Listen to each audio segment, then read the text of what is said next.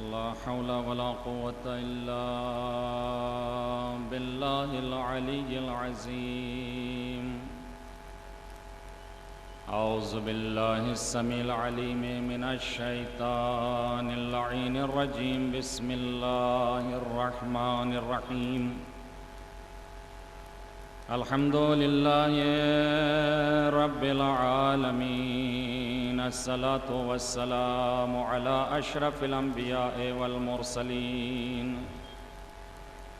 سيد المرسلين إمام المتقين رحمة للعالمين العبد المويد والرسول المسدد النبي المهزأ والسفي المقدس الحبيب المنتجب والأمين المنتخب صاحب الحوض والكوثر والتاج والمغفر والخطبة والمنبر والركن والمشعر والوجد الأنور والخد الأقمر والجبين الأزهر والنسب الأشهر نور في الهدمان شمس بين القمرين شفيع في الدارين صاحب الفضل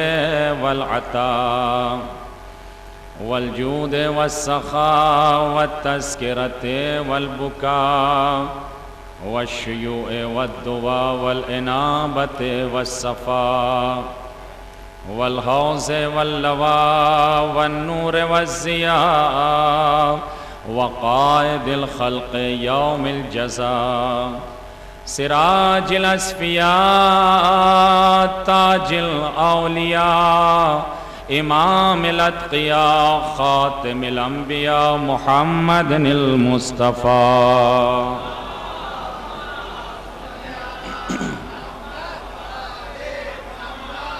صاحب الدين والإسلام والحل والحرام والركن والمقام والشريعة والأحكام والحجة والبرهان صاحب الدين الظاهر والزمان الباهر واللسان الذاكر والبدن الصابر والأصل الطاهر والآباء والأمهات الطواهر المكي المدني القرشي الوهاشمي المطلبي مولانا ومقتدانا وهادينا وناصرنا أبي القاسم محمد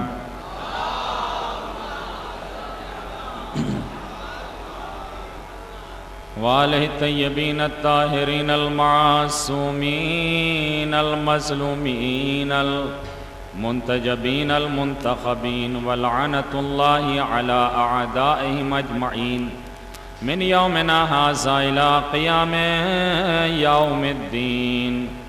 أما بعد فقد قال الله تبارك وتعالى في كتابه الكريم بسم الله الرحمن الرحيم احشروا الذين ظلموا وأزواجهم وما كانوا يعبدون من دون الله فهدوهم إلى صراط الجحيم وقفوهم إنهم مسؤولون ما لكم لا تناصرون. صلوات پڑھیں محمد والحمد.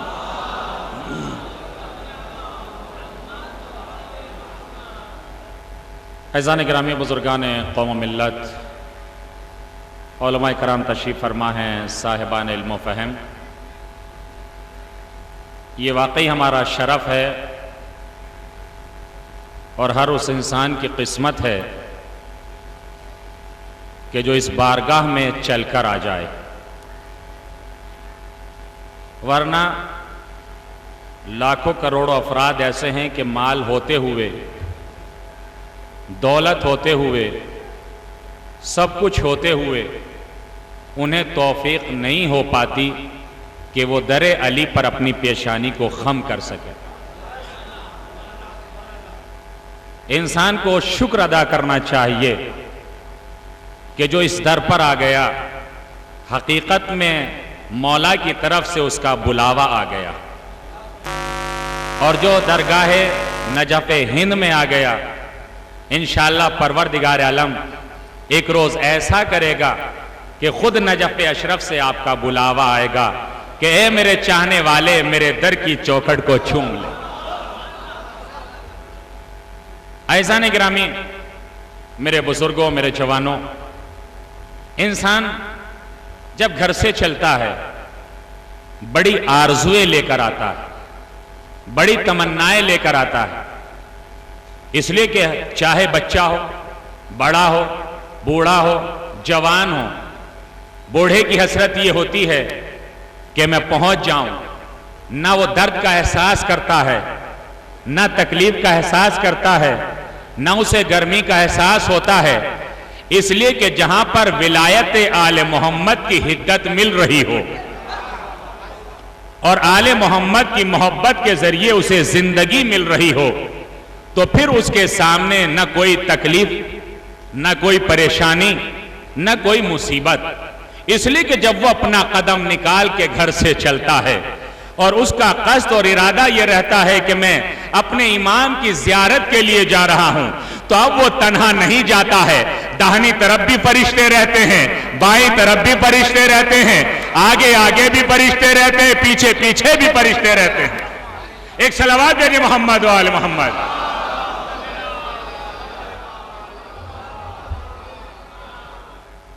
اور عزیزان گرامی، جب آپ یہاں مجلس میں تشریف لائے، قبل اس کے کہ آیت مبارکہ کا ترجمہ آپ حضرات کی خدمت میں پیش کروں، وہ قرآن کریم کے جس کی آپ ہمیشہ تلاوت کرتے ہیں، جس قرآن کو آپ ہمیشہ پڑھتے ہیں، اسی قرآن کے سلسلے میں نبی اکرم نے ایک جملہ ارشاد فرمایا۔ اس وقت کا میرا موضوع ہے انسان اور اس کی ذمہ داری۔ ہماری ذمہ داری کیا ہے؟ اللہ نے ہمیں انسان بنا کے بھیجا ہے، تو نبی فرماتے ہیں کہ انت تقرأ القرآن ما نہاک فإن لم ينہک فلست تقرأه۔ دیکھیے آج ماشاءاللہ اس مجمع میں تاجر بھی ہیں، کاروبار کرنے والے بھی ہیں، ہر انسان جب اپنا قدم نکالتا ہے کسی چیز کے کاروبار کرنے کے لیے تو اس کی آرزو اور تمنا یہ ہوتی ہے کہ مجھے اس میں منافع ہو، مجھے اس میں فائدہ ہو۔ اگر انسان قرآن پڑھ رہا ہے تو انسان سوچتا ہے جو میں قرآن پڑھ رہا ہوں اس سے میری آنکھوں کی روشنی تیز ہو جائے، یہ جو قرآن میں پڑھ رہا ہوں اس سے میرے قلب کی روشنی میں جلا واقع ہو جائے۔ تو اس کا مطلب یہ ہے کہ ایک ذرہ برابر بھی اگر انسان کوئی کام کرتا ہے تو اس کا ہدف اور مقصد یہ ہوتا ہے کہ مجھے اس میں منافع ہونا چاہیے، مجھے فائدہ ہونا چاہیے۔ آج مثلا درگاہ کے برابر میں اگر چند افراد آپ کے جوتے لے کر رکھ رہے ہیں، زائرین کے جوتے اٹھا اٹھا کر رکھ رہے ہیں، تو وہ ایسے نہیں رکھ رہے ہیں، توجہ کیجئے گا، وہ ایسے نہیں رکھ رہے ہیں، بلکہ ذہن میں ایک بات ہے کہ ہمارا چوتھا امام جب کہیں مجلس ہوتی تھی تو جوتوں کے پاس آ کے بیٹھ جاتا تھا۔ تو اب یہ جوتے رکھنے والے بھی منافع سے خالی نہیں ہیں، اس لیے کہ یہ اٹھاتے جا رہے ہیں، ادھر ثواب ملتا جا رہا ہے، نہ معلوم کس کی گرد ان کے کام آ جائے اور انہیں نجات کا راستہ مل جائے۔ ایک صلوات دیجئے محمد و آل محمد۔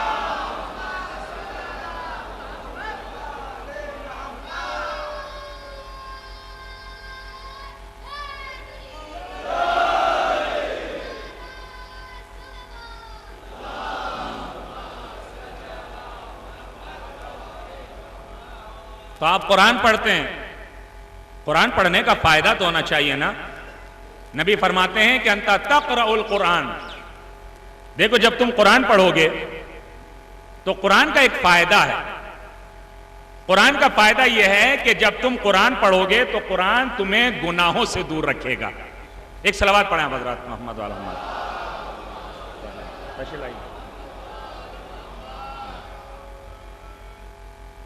تمہیں فائدہ یہ ہے کہ جب تم قرآن پڑھو گے تو قرآن تمہیں گناہوں سے دور رکھے گا، برائیوں سے دور رکھے گا۔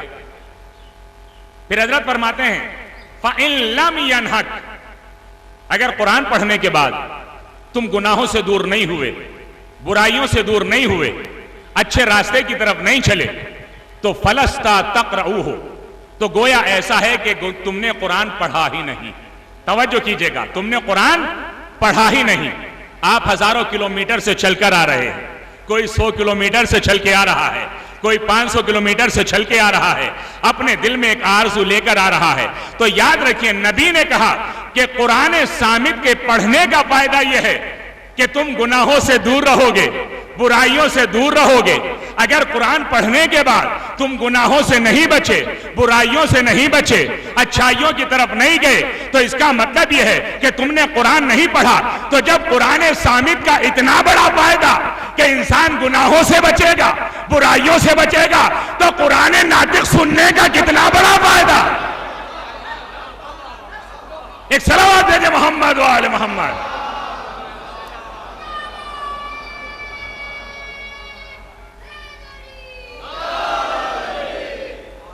اور اگر ہم 4 دن یہاں مسلسل مجلس میں بیٹھے، 1000 کلومیٹر کا سفر طے بھی کیا، اور طے کرنے کے بعد پوری کمیٹی، پورا عملہ آپ کی خدمت میں لگا ہوا ہے، لیکن جب آپ یہاں سے گئے تو خالی دامن جھاڑ کے گئے، تو آپ انصاف سے بتائیے، اس کا مطلب یہ ہے کہ جب آپ قرآن ناطق کا ذکر سننے بیٹھ رہے ہیں تو آپ کے نفس میں تبدیلی ہونی چاہیے، آپ کے کردار میں تبدیلی ہونی چاہیے، آپ کے اخلاق میں تبدیلی ہونی چاہیے، اس لیے کہ اس وقت پتا چلے گا کہ کیا کیسے آئے تھے، ہم جا کیسے رہے ہیں۔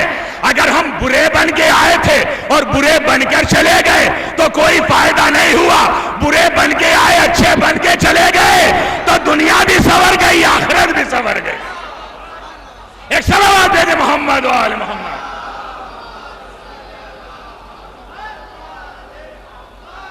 بھائی اگر ہمارے کردار میں کھوٹ تھا تو ہم تو اسی وجہ سے آتے ہیں نا، ذری پہ اپنی پیشانی کو خم کرنے کے لیے۔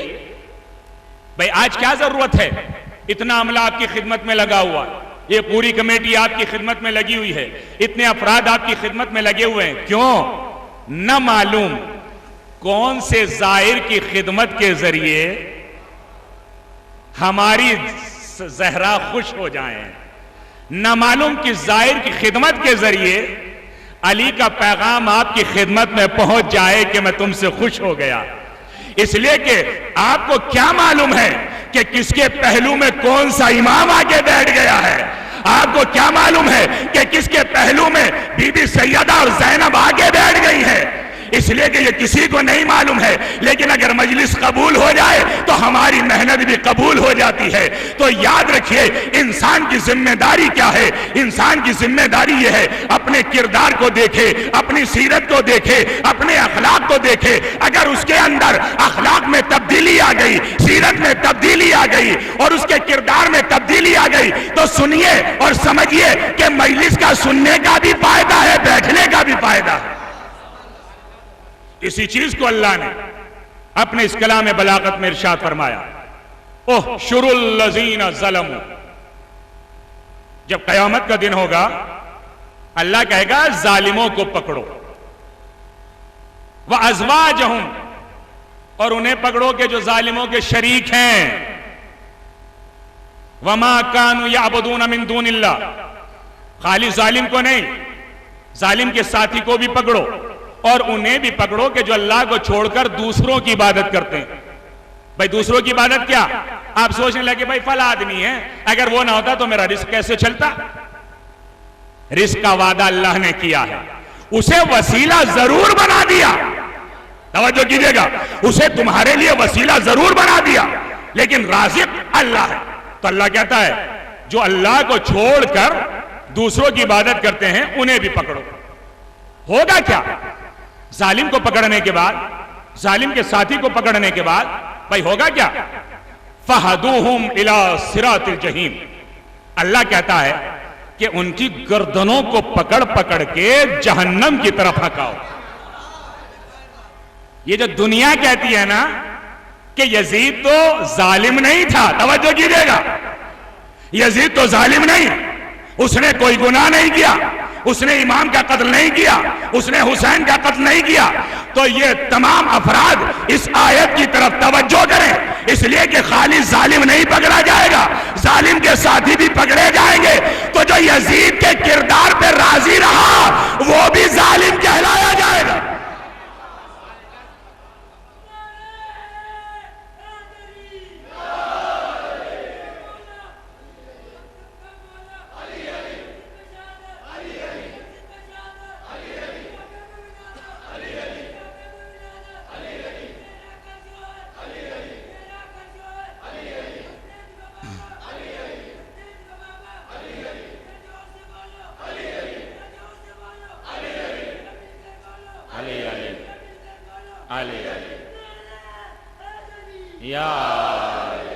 ماشاءاللہ، خدا جزائے خیر دے۔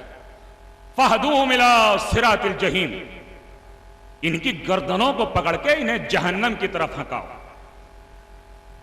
وَقِفُوهُمْ إِنَّهُمْ مَسْئُولُونَ، جب یہ سوال و جواب دینے کے بعد بڑی تیزی کے ساتھ جائیں گے کہ بھئی اب تو ہمیں جنت میں جانا ہے، نماز کا جواب ہم نے دے دیا، روزے کا جواب ہم نے دے دیا، آواز قدرت آئے گی وَقِفُوهُمْ إِنَّهُمْ مَسْئُولُونَ، انہیں ابھی روکو، ابھی ان سے سوال کیا جائے گا۔ یہ کہاں بھاگے جا رہے ہیں؟ فرشتے کہیں گے رک جاؤ، یہ کہیں گے فرشتوں سے بھئی اب کیوں رک جائیں؟ نماز کا جواب دے دیا، روزے کا جواب دیا، زکوٰۃ کا جواب دیا، تمام جوابات دے دیے، تو اب کیوں رک جائیں جنت میں جانے سے؟ کہا نہیں، ابھی سوال کیا جائے گا۔ جب ایک شخص آتا ہے امام ابو حنیفہ کی خدمت میں اور آنے کے بعد کہتا ہے اے ہمارے امام یہ بتائیے یہ جو قرآن میں ہے وَقِفُوهُمْ إِنَّهُمْ مَسْئُولُونَ، ابھی انہیں روکو، ان سے سوال کیا جائے گا، اس کا مطلب کیا ہے؟ یہ سوال کس چیز کے بارے میں ہوگا؟ تو امام ابو حنیفہ نے کہا سوال کیا جائے گا کھانے کے بارے میں، پینے کے بارے میں، تم نے کھایا کیا ہے اور پیا کیا ہے؟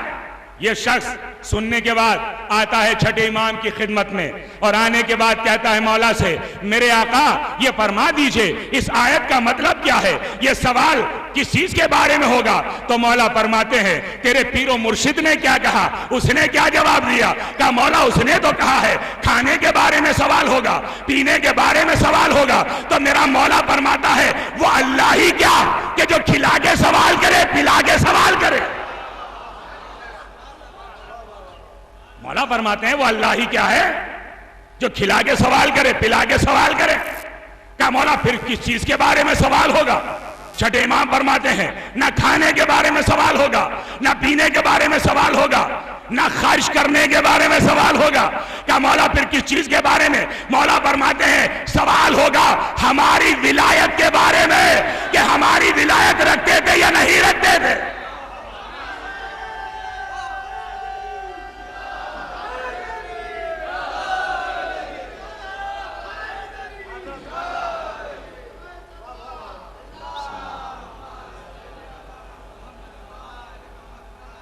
ہماری ولایت کے بارے میں سوال ہوگا۔ اگر تم نے ہماری ولایت کے ساتھ نماز پڑھی تو نماز نماز ہے، اور اگر ہماری ولایت کے ساتھ نماز نہیں پڑھی تو مرغے کی ٹھونگ کے برابر ہے۔ توجہ کیجئے گا، اگر ہماری ولایت کے ساتھ روزہ رکھا تو روزہ روزہ ہے، لیکن اگر ہماری ولایت نہیں تھی تو چاہے تم دن میں 50 روزے رکھ لو روزہ روزہ نہیں رہے گا۔ پھر قرآن آگے کہتا ہے ما لکم لا تناصرون، تمہیں کیا ہو گیا ہے آج قیامت کے دن تم ایک دوسرے کی مدد نہیں کرتے؟ دنیا میں تو تم بڑا کہتے تھے، بڑے ٹھیکیدار بنتے تھے کہ ہم تمہیں جنت دلوائیں گے، ہم تمہیں جنت دلوائیں گے، ہم تمہیں یہ دلوائیں گے۔ آج تمہیں کیا ہو گیا قیامت کے دن کہ آج تم ایک دوسرے کی مدد نہیں کر رہے ہیں؟ ہمیں جنت تو وہی دلوا سکتا ہے نا کہ جو مالک جنت ہو، جو وارث جنت ہو۔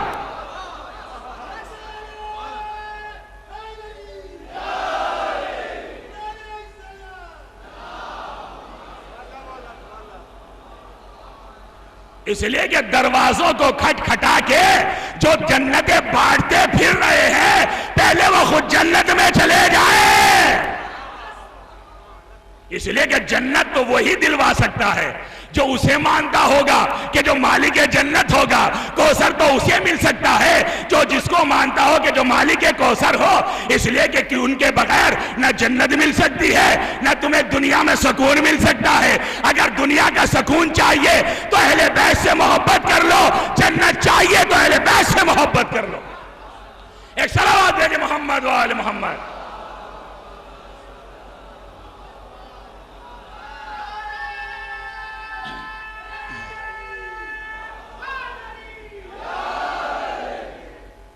مولا امیر المومنین علی ابن ابی طالب علیہ السلام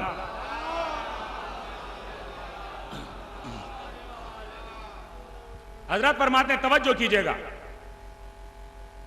حضرت فرماتے ہیں کہ میں بیٹھا ہوا تھا، اصحاب اکرام تشریف فرما تھے اور پیغمبر اکرم بھی تشریف فرما تھے۔ دیکھیں انسان کی ذمہ داری کیا ہے۔ مولا فرماتے ہیں کہ نبی نے مجھ سے فرمایا یا علی منبر پر چلے جاؤ۔ کیا رسول اللہ مولا کائنات کو یہ نہیں کہہ سکتے تھے کہ اے علی منبر پر مت جاؤ؟ تمہیں بیان کرنا ہے، کھڑے ہو کے بیان کر دو۔ یہ جو بعض ہمارے ذاکرین، بعض افراد جو منبر کے مخالف ہو رہے ہیں، توجہ کیجئے گا ایک بات کی طرف، مجلس سے پڑھ رہے ہیں، منبر پر نہیں جا رہے ہیں، تو اس کا مطلب یہ ہے کہ کیا منبر اس لائق نہیں ہے کہ اس منبر سے مجلس پڑھی جا سکے؟ تو اس کا مطلب کیا ہے؟ بھائی آپ نیچے کھڑے ہو کے مجلس کیوں پڑھ رہے ہیں؟ یہ منبر تو بنایا اسی وجہ سے تاکہ اس سے حق بیانی کی جائے۔ تو اب نبی نے کہا یا علی منبر پر جائیے۔ مولا فرماتے ہیں میں منبر پر گیا اور جانے کے بعد نبی نے مجھ سے فرمایا یا علی ان جملات کو کہیے، لعن اللہ من عق والدہ، لعن اللہ من ان ابق مولا، لعن اللہ من ظلم اجیرو۔ خدا لعنت کرے اس پر کہ جو عاق والدین ہو جائے۔ میرے جوانوں توجہ کیجئے گا، خدا لعنت کرے اس پر کہ جو عاق والدین ہو جائے، جس سے والدین ناراض ہو جائے۔ وَلَعْنَ اللَّهُ مَنْ أَبْقَ عَنْ مَوْلَا، خدا لعنت کرے اس پر کہ جو اپنے مولا سے فرار کر جائے، بھاگ جائے۔ لَعْنَ اللَّهُ مَنْ ظَلَمَ أَجِيرُهُ، خدا لعنت کرے اس پر کہ جو اپنے مزدور پر ظلم اور زیادتی کرے۔ جب مولا نے یہ جملے بیان کر دیے، ایک صحابی کھڑا ہوتا ہے، کھڑا ہونے کے بعد کہتا ہے یا علی ذرا ان کی وضاحت فرما دیجئے، ان کی تشریح کر دیجئے۔ مولا نے فرمایا یا رسول اللہ یہ صحابی یہ سوال کر رہا ہے، آپ ارشاد فرمائیے۔ نبی فرماتے یا علی کہہ دیجئے انا و انتا ابوا ہذہ الامہ، اے علی میں اور تم اس امت کے باپ ہیں۔ توجہ کیجئے گا، اے علی میں اور تم اس امت کے باپ ہیں۔ جو ہم سے آنکھ ہو جائے وہ چاہے کتنی نمازیں پڑھ لے۔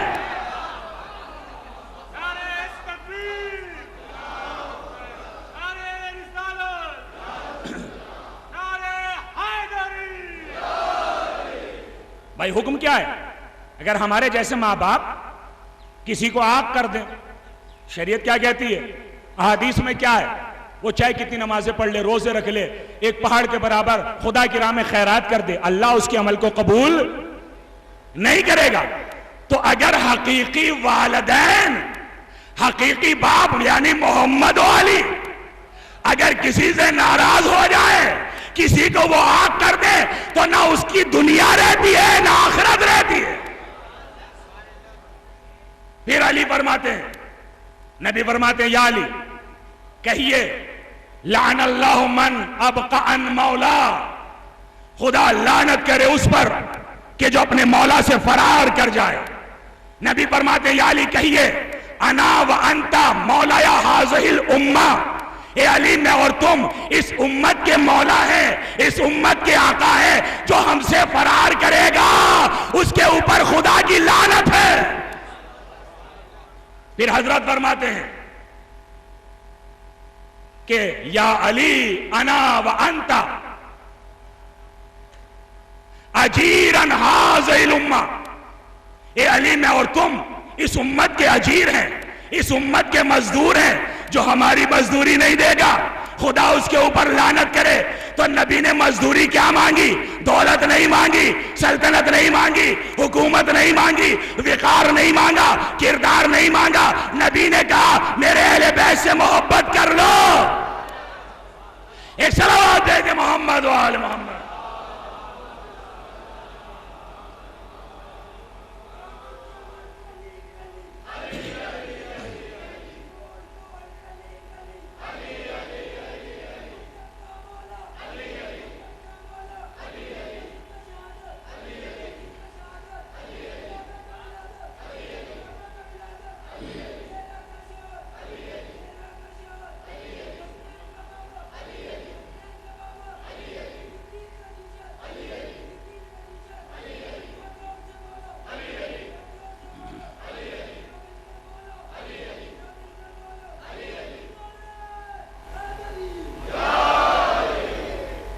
عزیزان گرامی، یہ ولایت آل محمد انسان کے اوپر فرض کی گئی ہے.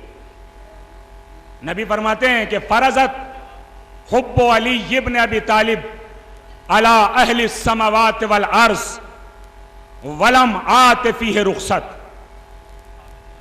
اہل زمین اور اہل آسمان پر علی کی محبت واجب قرار دی گئی ہے، اور اس میں کسی کو رخصت نہیں ہے، کسی کو اجازت نہیں ہے.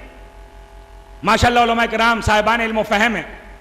آپ مجھے انصاف سے بتائیے، آپ اتنا کلومیٹر چل کے یہاں آئے. بھائی جب انسان 44 کلومیٹر کا سفر کرتا ہے تو 4 رکعتی نماز کتنی ہو جاتی ہیں؟ ماشاءاللہ خدا جزائے خیر دے. کتنی رکعت؟ خدا جزائے خیر دے. جن حضرات نے جواب دیا انشاءاللہ پروردگار عالم ان کو اہل بیت علیہ السلام کی زیارت سے مشرف فرمائے، اور جن حضرات نے جواب نہیں دیا ناراض نہ ہو، انشاءاللہ اللہ ان کو بھی زیارت نصیب فرمائے. تو اگر انسان سفر کرتا ہے 4 رکعتی نماز 2 رکعت ہو جاتی ہے، قصر ہو جاتی. انسان بیمار ہے، اب شریعت کہتی ہے اگر بیمار ہے تو رمضان کے روزے نہیں رکھے گا، ایک متام دے گا.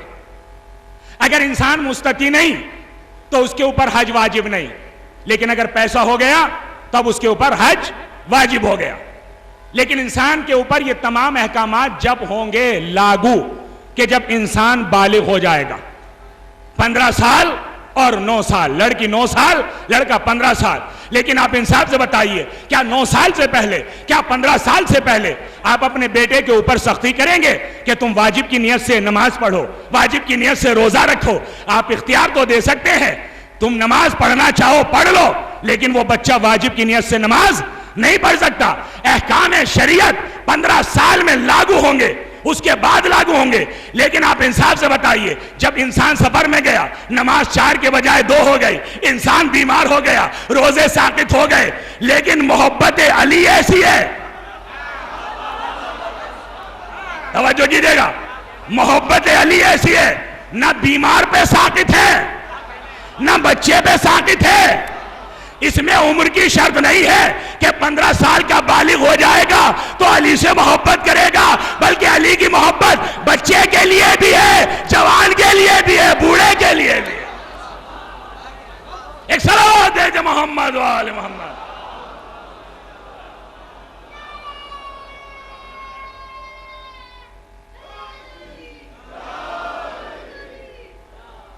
قرآن کریم کہتا ہے کہ انسان یعلمون ظاہرا من الحیات الدنیا وہم عن الآخرت غافلون.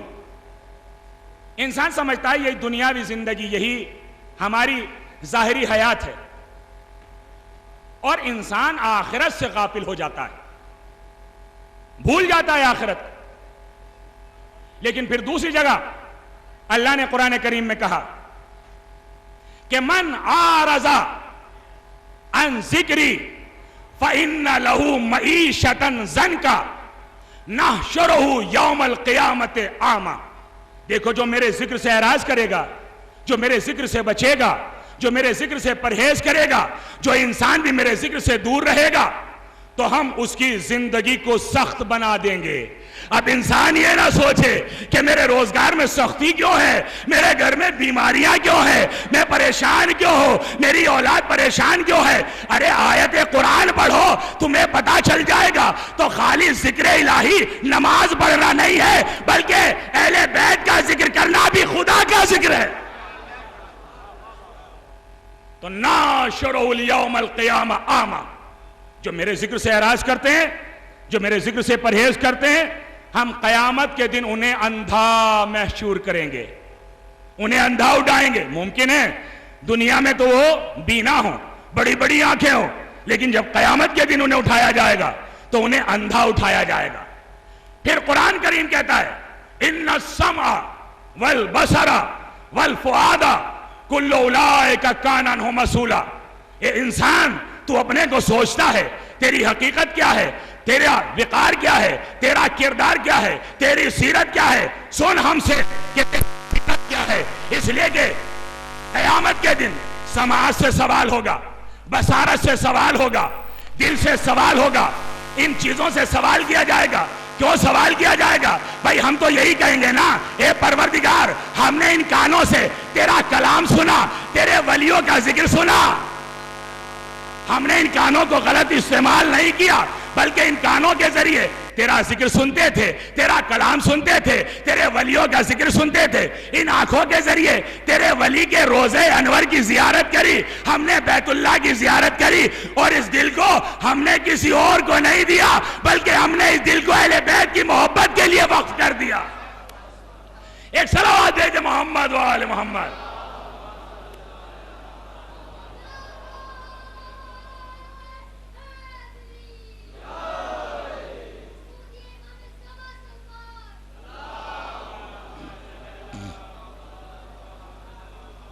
اس سے بہتر صلوات پڑھیں محمد و آل محمد۔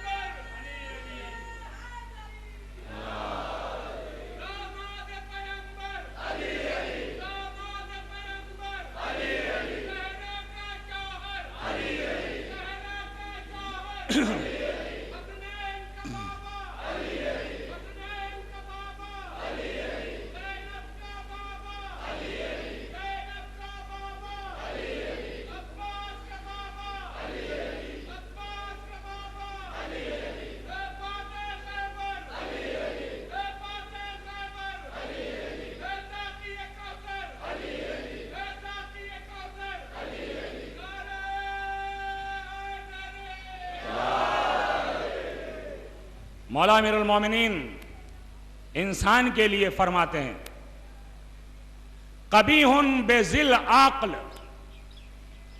ان یکون بہیما وقد امکنہ ان یکون انسانا۔ مولا فرماتے ہیں کہ جو صاحب عقل ہے اس کے لیے برا ہے، اس کے لیے قبیح ہے کہ وہ اپنے کو جانور بنا لے، اپنے کو جانور بنا لے۔ بھائی جانور کیا کرتا ہے؟ کھاتا ہے، پیتا ہے، اٹھتا ہے، بیٹھتا ہے، سو جاتا ہے۔ اگر انسان بھی اللہ کے ذکر کی طرف اپنے قدم نہیں بڑھاتا تو مولا نے فرمایا کہ قبیح ہے صاحب عقل کے لیے کہ وہ اپنے کو چوپایا بنائے، اپنے کو جانور بنائے۔ وقد امکنہ ان یکون انسانا، جبکہ اس کے لیے ممکن ہے کہ اپنے کو انسان بنا لے۔ بھائی انسان کیا ہے؟ انسان یہی ہے نا کہ اللہ کی عبادت کرتا ہے، اہل بیت سے محبت کرتا ہے، اس لیے کہ جو اہل بیت سے محبت نہ کرے اور اللہ کی عبادت نہ کرے تو اسے انسان شمار نہیں کیا جائے گا۔ اور اگر انسان اس کائنات میں رہنے کے بعد ظلم اور زیادتی کرے جبکہ اسے انسان بنایا گیا، انسان ہوتا ہے کیا ہے؟ انسان امن پسندی کا نام ہے، انسان اچھے کردار کا نام ہے، انسان اچھے اخلاق کا نام ہے، انسان صحیح راستہ بتانے کا نام ہے، انسان صحیح راستے کی طرف لے جانے کا نام ہے، یہ انسان بلندی کی طرف جاتا ہے، یہ انسان کمال منزلت تک پہنچ جاتا ہے، یہی انسان منزل مقصود کی سیر کر لیتا ہے، یہ انسان کمال آدمیت ہے، یہ انسان معراج آدمیت ہے، یہ انسان انسانوں کے دل کی جلا ہے، یہ انسان قرآن کی آبرو ہے، یہ انسان اہل بیت کی عزت ہے۔ اس لیے کہ اگر انسان انسان نہ ہو، ایک شخص ہے مدینے کا رہنے والا جس کا نام ہے مرہ ابن قیس۔ دیکھیں تاریخی بات بتا رہا ہوں، یہ شخص ایسا ظالم اور جابر، مگر اس کے دل میں اہل بیت سے نفرت اور بغض۔ خدا انشاءاللہ جن کے دلوں میں اہل بیت سے بغض ہے دنیا ہی میں اللہ انہیں ہلاک کر دے۔ جب اس نے یہ دیکھا، آپ یہاں مولا کی بارگاہ میں تشریف فرمائیں، انہی سے متصل یہ بات پڑھ رہا ہوں۔ جب مرہ ابن قیس نے یہ دیکھا کہ لوگ دور دور سے علی کی زیارت کے لیے آ رہے ہیں اور مولا علی کی قبر پہ آ کر اپنی پیشانی کو خم کر رہے ہیں، تو اس کے دل میں حسد کی آگ اور زیادہ بھڑکنے لگی۔ یہ اتنا مالدار تھا، مدینے میں رہتا تھا کہ اس کے پاس 1,00,000 فوجی ہر وقت تیار تھے۔ اس نے اپنے دل میں خیال کیا کہ میرے ہوتے ہوئے لوگ علی کی زیارت کے لیے آئیں، یہ نہیں ہو سکتا۔ آیا اپنی فوج کو لے کر نجف میں، اور جس وقت کہ نجف کے اندر داخل ہوا تو تمام نجف والے خائف ہو گئے کہ اس کا مقابلہ کون کرے گا۔ مگر کیا کہنا قدرت کا، تو عزو من تشا و تذلو من تشا، جسے وہ عزت دینا چاہتا ہے اسے عزت دے دیتا ہے، جسے ذلیل کرنا چاہتا ہے اسے ذلیل کر دیتا ہے۔ یہ خائف ہو گئے، اب کیا ہوگا، قبر منہدم ہو جائے گی۔ مگر کیا کہنا قدرت کا کہ جو اس کی راہ میں اپنا سب کچھ کھو دیتا ہے وہ اس کو ہمیشہ کے لیے زندہ کر دیتا ہے۔ یہ مرا ابن قیس روزے میں داخل ہوا، جوتے سمیت اندر داخل ہوا اور زری کے قریب جا کر کھڑا ہو گیا، اپنے فوجیوں سے کہنے والا تھا کہ قبر علی کو منہدم کر دیا جائے۔ ابھی زبان سے کچھ نہیں نکلا مگر زری سے 2 انگلیاں نکلی، زری سے 2 انگلیاں نکلی اور مرا ابن قیس کو 2 نیم ٹکڑوں میں تقسیم کر دیا۔ اب جیسے ہی اس کی تمام فوج نے دیکھا کہ لڑائی نہیں ہوئی، جھگڑا نہیں ہوا، مگر اس کا قتل ہو گیا، سب پاپ فرار ہو گئے، کیونکہ معلوم تھا جب ہمارے بزرگ نہیں ٹھہر سکتے تو ہم کیا ٹھہر سکتے ہیں۔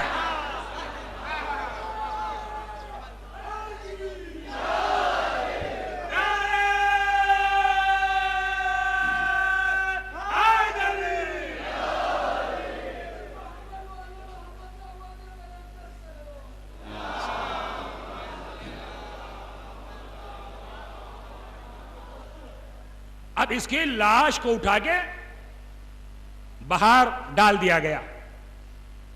جب باہر ڈال دیا گیا جو بھی جانور آتا وہی بولو براز کر کے جاتا۔ اب یہ لفظ میں یہاں سے نہیں کہہ سکتا، آپ تو ماشاءاللہ خوب جانتے ہیں کہ جو جانور گزرے گا تو کیا کرے گا۔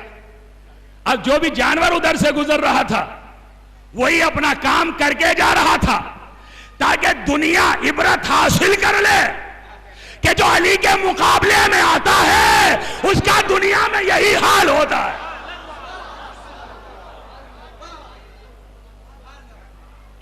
اس کی یہ کیفیت ہوئی۔ حاکم مدینہ نے کہا اور حاکم نجف نے کہا کہ انہیں خادموں نے قتل کر دیا، اس کو خادموں نے قتل کر دیا۔ اب تمام خادم خائف زدہ، کریں تو کیا کریں، اس لیے کہ یہ اتنے پاور والا آدمی ہے، ہم سے اس کا مقابلہ نہیں ہوگا۔ مگر کیا کہنا میرے مولا کا، اس دربار سے کوئی خالی ہاتھ جاتا ہی نہیں، اور جو خالی ہاتھ چلا جائے اس سے بڑا بدقسمت کوئی نہیں۔ رات کو عالم خام میں مولا فرماتے ہیں میرے چاہنے والوں گھبراتے کیوں، کہہ دینا علی نے قتل کیا ہے۔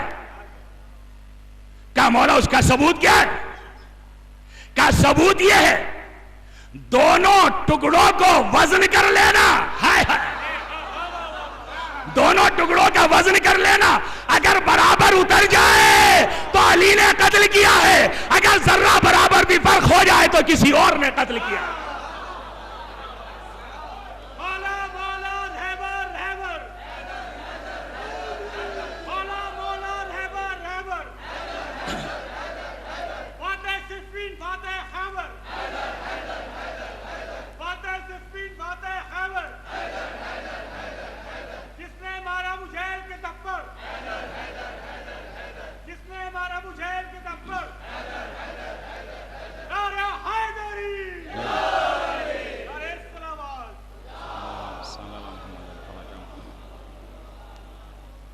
فیضان گرامی، جو ظالم ہے اسے یہاں بھی سکون نہیں ہے، اور خاص کر اہل بیت کی شان میں ظلم کرنے والا، نہ اسے یہاں سکون، نہ قبر میں سکون، نہ وہاں سکون۔ اسی وجہ سے نبی نے فرمایا کہ اذا جاء یوم القیامہ قوم یجئون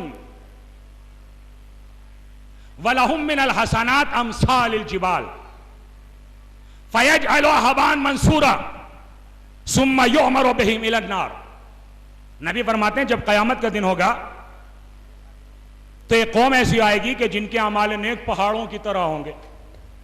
بھئی اگر ایک ہی گٹھڑی اعمال اچھے ہو جائیں تو وہی بہت ہے۔ نبی فرماتے ہیں کہ ان کے اعمال نیک پہاڑوں کی مانند ہوں گے۔ تو اب اندازہ لگائیے پہاڑوں کی مانند کن کے اعمال ہوں گے؟ جو کھڑے ہو کے قرآن پڑھیں، توجہ کیجئے گا، نمازوں پہ نمازیں، روزوں پہ روزے، دن میں ایک روزہ واجب 10 رکھ لیں۔ تو نبی فرماتے ہیں کہ ان کے اعمال کا امثال الجبال، پہاڑوں کی مانند، فَيَجْعَلُهَا هَبَاءً مَّنثُورًا، اس کے بعد ایک ہوا چلے گی، وہ پہاڑ جیسے اعمال سب ذرہ ذرے میں بکھر جائیں گے، ذرے ذرے میں بکھر جائیں گے۔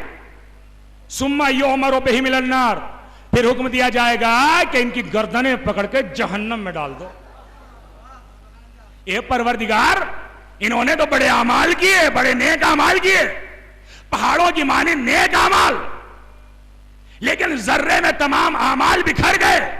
آواز قدرت آئے گی، ان کے اعمال نیک ضرور تھے مگر بغیر اہل بیت کی محبت کے تھے۔ تو جو بغیر اہل بیت کی محبت کے اگر پہاڑوں کی مانند اعمال بھی ہو جائیں گے تو وہ اعمال نہیں ہے بلکہ ذرات میں بکھر جائیں گے، لیکن اگر محبت کے ساتھ حسین کی محبت میں ایک آنسو بھی نکل گیا تو وہ پہاڑوں کے اعمال سے بھی زیادہ بہتر ہے۔ ایک صلوات بھیجے محمد وآل محمد۔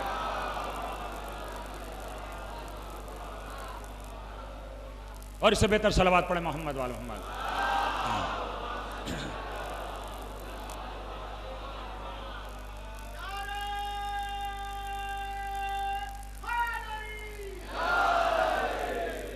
لیکن آج انسان کیا کر رہا ہے؟ اسے روکو، ایسے کرو، یہ کام نہیں ہونا چاہیے، یہ کام نیک ہے، ایسا نہیں ہونا چاہیے۔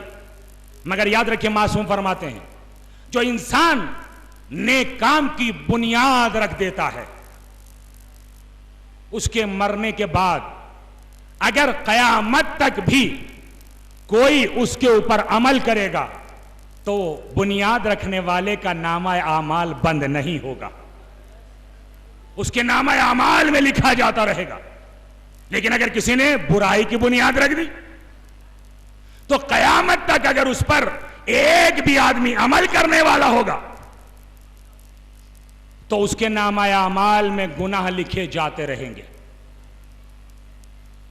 لیکن قرآن کیا کہہ رہا ہے؟ ان الذین کفروا ينفقون اموالهم ليصدوا عن سبيل الله فسينفقونها ثم تكون عليهم حسرة ثم يغلبون والذين كفروا إليهم تحشرون۔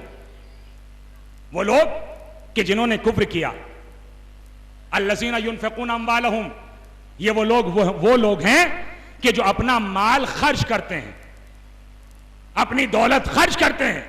کیوں خرچ کرتے ہیں؟ لِيَصُدُّوا عَن سَبِيلِ اللَّهِ، اپنا مال اس وجہ سے خرچ کرتے ہیں تاکہ لوگوں کو اللہ کے راستے سے روکے۔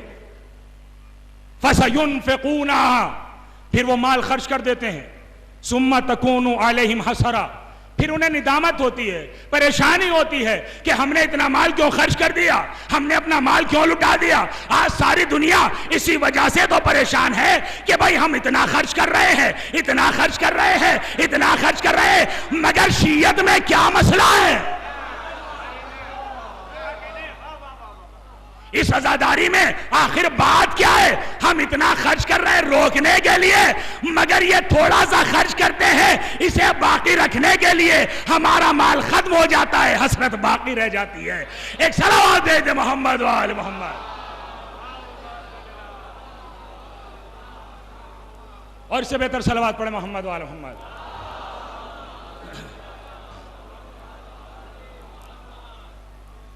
بس آخری بات یہ کہ اس عزاداری، یہ مجالس، یہ آپ کا رونا، یہ آپ کا گریہ کرنا، یہ آپ کا دور دور سے سفر کر کے اس جگہ پہ آنا، یہ بڑی اہمیت کا حامل ہے۔ اس کی آسان سی مثال یہ ہے، آج اگر ساری دنیا چاہے ملنے کے بعد کہ شیعت کو ختم کر دیں، عزاداری کو ختم کر دیں، مجلسوں کو ختم کر دیں، ساری دنیا مٹ سکتی ہے، مگر یہ نام نہ کل مٹا، نہ آج مٹا ہے، نہ کل مٹے گا۔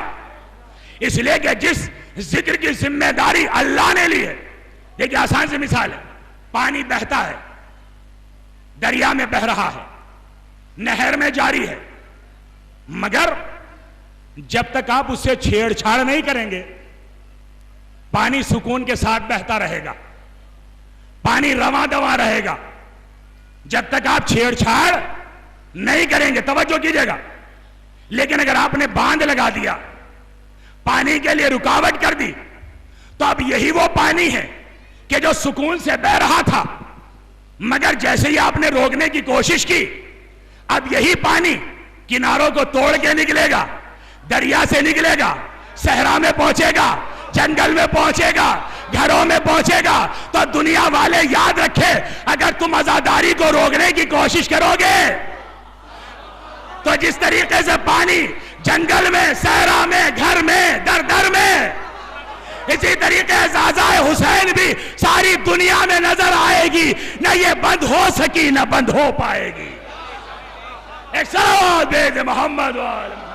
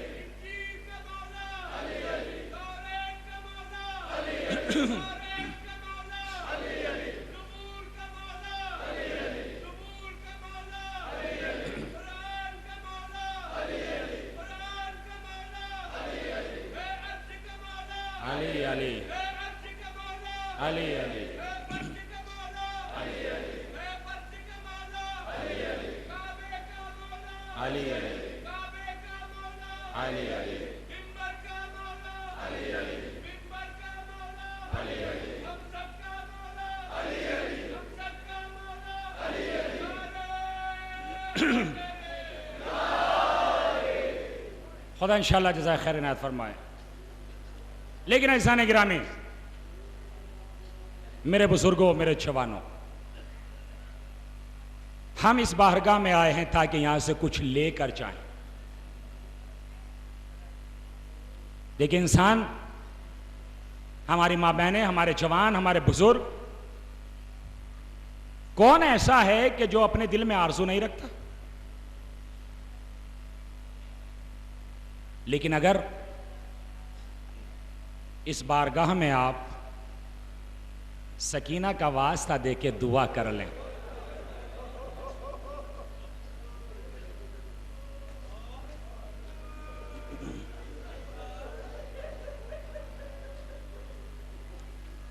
تو پھر کبھی دعا رد نہیں ہوگی۔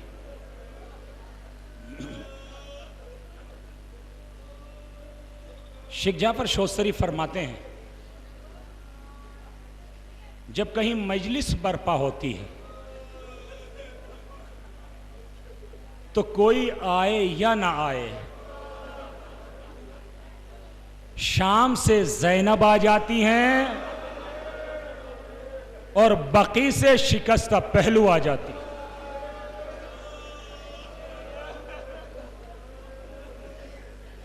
پھر شیخ جعفر شوستری فرماتے ہیں کہ جب مجلس کے بعد سب چلے جاتے ہیں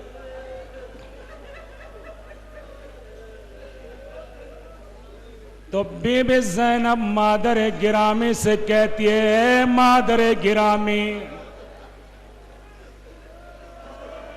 اے مادر گرامی، یہ لوگ کیوں رو رہے ہیں؟ بی بی سیدہ فرماتی ہے، میری بیٹی زینب، یہ تیرے حسین کا ماتم کر کے رو رہے ہیں، یہ جوان علی اکبر کا ماتم کر کے رو رہے۔ یہ بیویاں تیری بے پردگی کی وجہ سے رو رہی ہے. زینب رو کے کہتی ہے اماں، اے اماں جب میں بھائی پہ رونا چاہتی تھی، اے اماں میرے تازیہ آنے لگے، آج یہ رو رہے ہیں، ان کو کوئی تازیانے مارنے والا نہیں ہے، انہیں کوئی رونے سے روکنے والا نہیں ہے.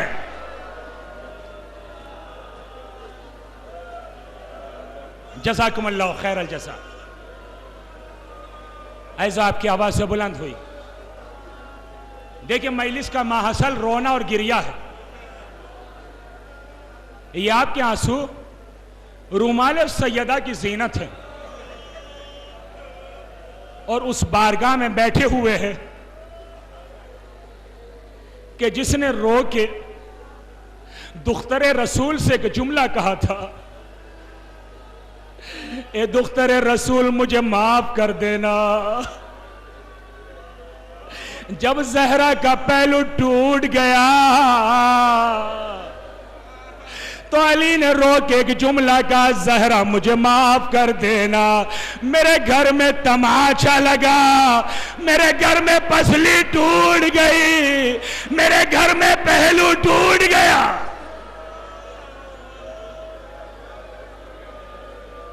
جزاکم اللہ خیر الجزا. خدا کوئی غم نہ دے سوائے غم مظلوم کربلا کی. اسی وجہ سے امام زمانہ فرماتے ہیں، میرا سلام ہو میرے جد مظلوم پر کہ جنہیں پسے گردن سے ذبح کیا گیا. میرا سلام ہو میرے جد مظلوم پر کہ جنہیں رلا رلا کے ذبح کیا گیا. میرا سلام ہو میرے جد مظلوم پر کہ جن کے لاشے پہ گھوڑے دوڑائے گئے. جزاکم اللہ خیر الجزا. عزیزو آپ صاحب اولاد ہیں، خدا آپ کے بچوں کو صحیح و سالم رکھے، آپ کی بچوں کو صحیح و سالم رکھے. لیکن کربلا کی ایک یتیمہ ہے.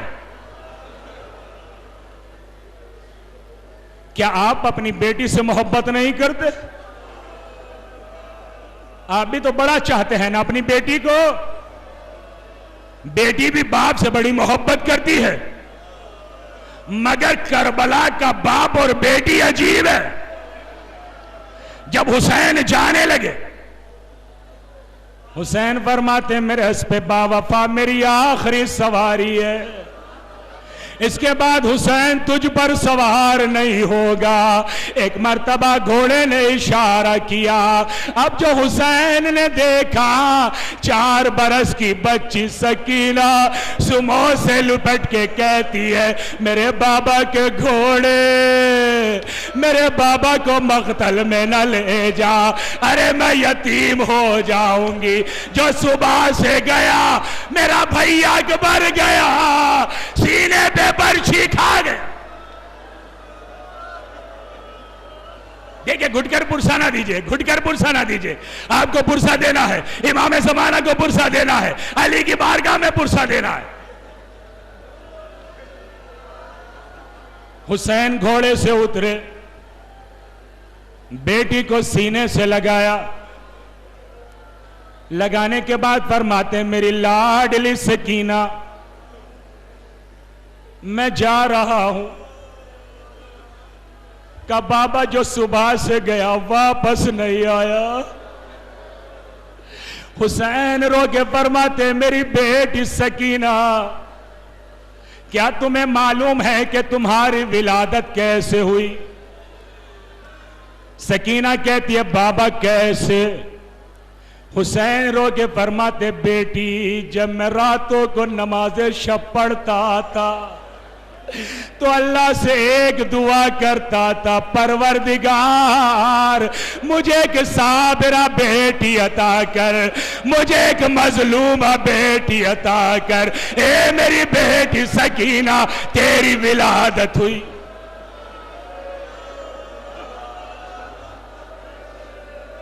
جزاکم اللہ خیر الجزا.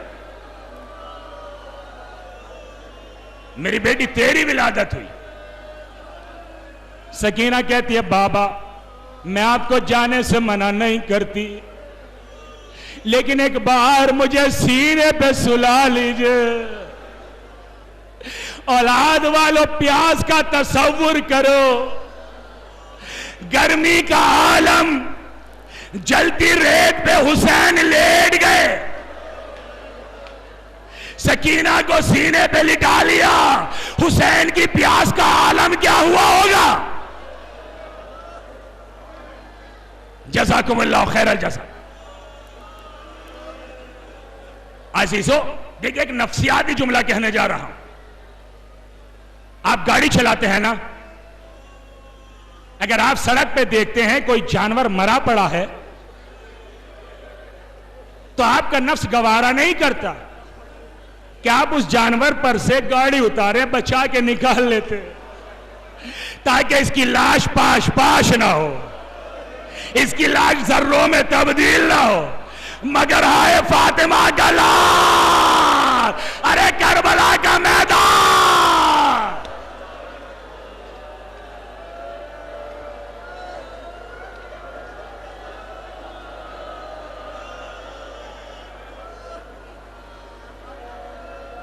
لاش پہ گھوڑے دوڑا دیے گئے.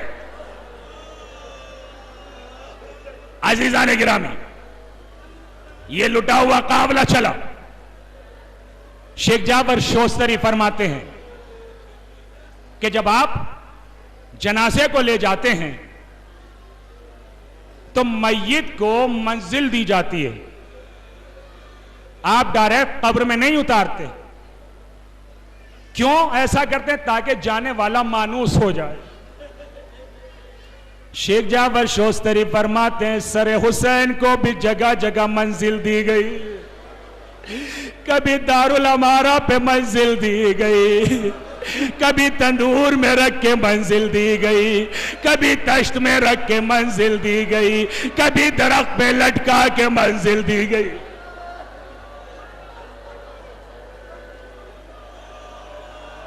جب یہ قافلہ شام سے باہر ایک باغ میں روک دیا گیا, شیخ جعفر شوستری فرماتے ہیں کہ قافلے کا ساربان کہتا ہے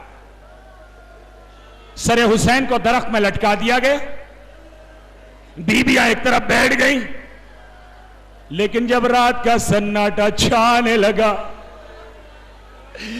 بیویوں میں سے ایک چھوٹی سی بیوی اٹھی, ہائے اس درخت کے قریب آئی. یہ قافلے کا ساربان کہتا ہے میں نے دیکھا وہ بی بی اس درخت کے قریب آئی جس درخت پہ سر حسین لٹکا ہوا تھا. اس بی بی نے ہاتھوں کو جوڑ کے کہا اے میرے مظلوم بابا,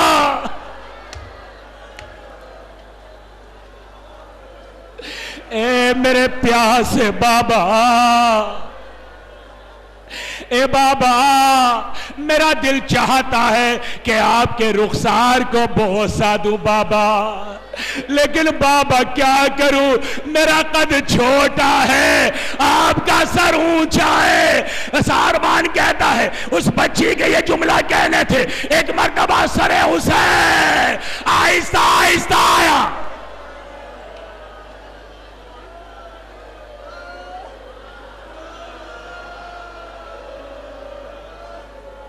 بچی نے دامن پھیلا کے سر حسین کو لیا, منہ پہ منہ رکھ کے کہتی ہے بابا,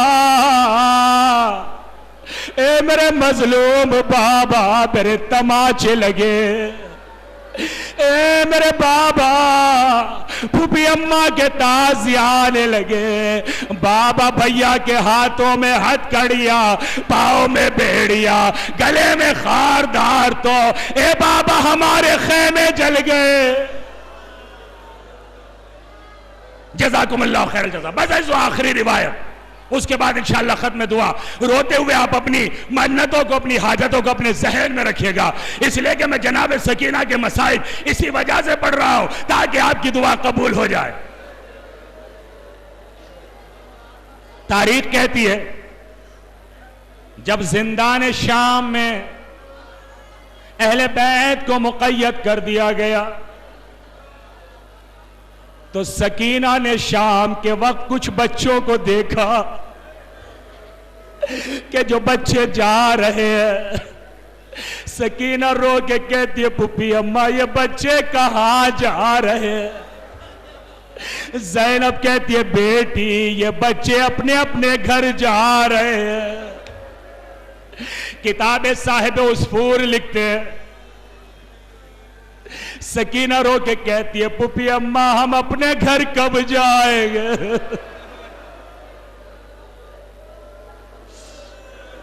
جب سکینہ زیادہ گریہ کر رہی تھی، رو رہی تھی،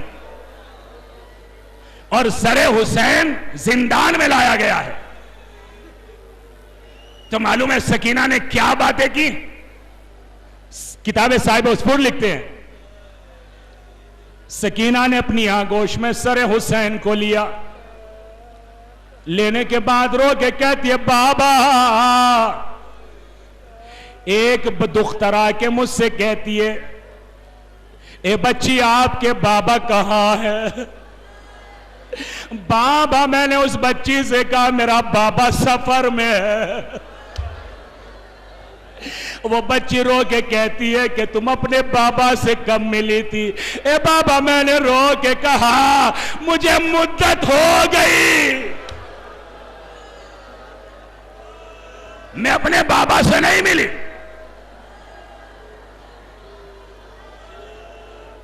یہی سکینہ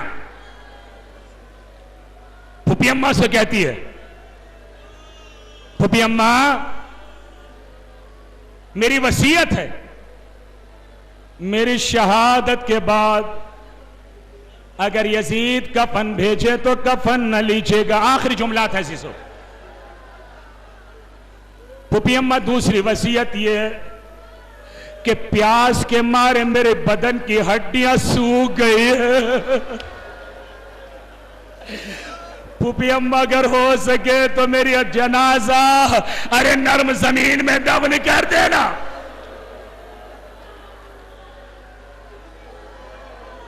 پھوپھی اماں تیسری وصیت یہ ہے یزید ہمیں 3 دن میں ایک بار پانی دیتا ہے تو 9 دن کا پانی لے لیجئے گا، میرے جنازے کو غسل دے دینا. سکینہ کی شہادت ہوئی. عزیزو جب غسالہ غسل دینے لگی ایک مرتبہ چیخ مار کے کہتی ہے بیبیو یہ بچی کس مرض میں مبتلا تھی؟ ایک مرتبہ زینب رو کے کہتی ہے غسالہ یہ بچی کسی مرض میں مبتلا نہیں تھی بلکہ ظالموں نے اسے اونٹ کی ننگی پیٹھ پر اس طرح جکڑ دیا جیسے لکڑیوں کا گٹھا. ارے بعد آ جاتا ہے جب اونٹ چلتا تھا سکینہ کی آواز آتی تھی اے چچا ارے میری پسلیوں سے خون نکل رہا ہے، اے چچا میری پسلیاں ڈوب گئی.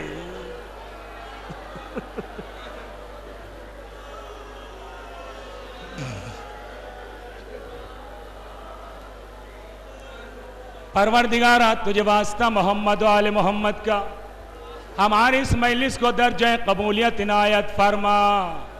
ہماری آنکھ سے جو آنسو غم حسین میں گرے ان کو ہماری جہاد کا ذریعہ قرار دے. پروردگار یہ مومن و مومنات تیری بارگاہ میں 10 بدوائیں سب کی دلی حاجات ان کو پورا فرما. ان ہاتھوں کو اپنے علاوہ کسی دوسرے کا محتاج قرار نہ دے. پروردگار ہمارے جوانوں میں جذبہ دین و اسلام عنایت فرما. ہم سب کو بلائے عرضی و سماوی سے محفوظ فرما. پروردگار جتنے بھی خدمت گزاران ہیں جو زائرین کی خدمات انجام دے رہے ہیں پروردگار ان کی توفیقات میں اضافہ فرما. پروردگار ہم سب کو صحت و سلامتی عنایت فرما. جلد سے جلد وہ دن آ جائے کہ جنت البقیع میں روزے تعمیر ہو جائے. ہم سب کو جنت البقیع کی زیارت سے مشرف فرما. پروردگار تجھے یتیمہ سکینہ کا واسطہ خون علی اصغر کا واسطہ پروردگار، چادر زینب کا واسطہ ان مومنین کی دعاؤں کو مستجاب فرما، ان کے ہاتھوں کو اپنی بارگاہ سے خالی نہ پلٹا۔ پروردگار تجھے واسطہ محمد و آل محمد کا امام زمانہ کے ظہور میں تعجیل فرما، ہم سب کو ان کے اعوان انصار میں شمار کر۔